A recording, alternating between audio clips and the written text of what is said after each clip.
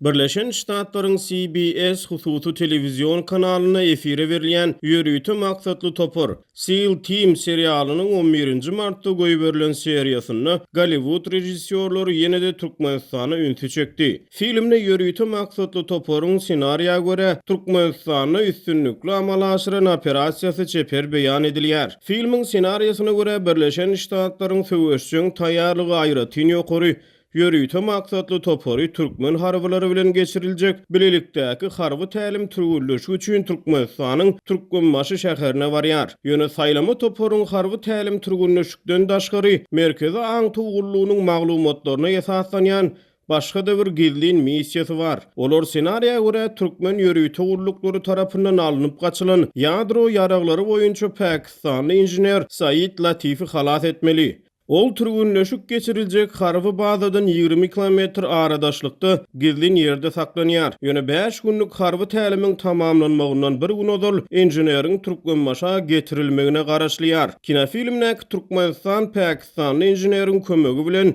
hamana ýadro tehnologiýalaryny işläp düzmegi maksat edinýär. Bir näme üçin ol ýere baryp öz taktikalarymyzy olar bilen paýlaşmaly diýip toparyň bir agzasy aýdýar.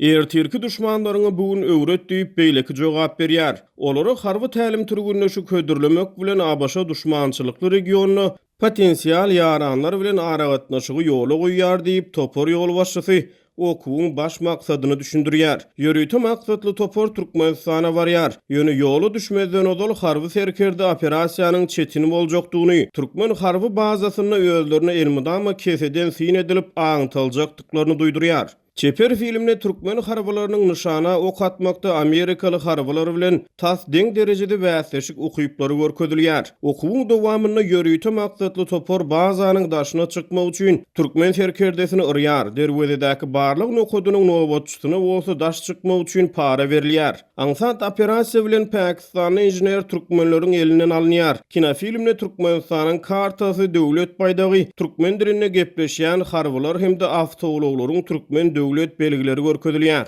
Bu Birleşen Ştatlaryň hususy güýmenje kompaniýalary tarapyndan surata düşürilip ýaňy ýakyna tomoşaçylara ýetirilen hemde ssenariýasy köplere Türkmenistany ýatladýan ikinji çeper filmdir. Mundan ozal 13-nji dekabrda Netflix kompaniýasy synçylaryň Türkmenistan bilen ýelteşdiren Ýerasy altylyk adly çeper filmini tomoşaçylara ýetirdi.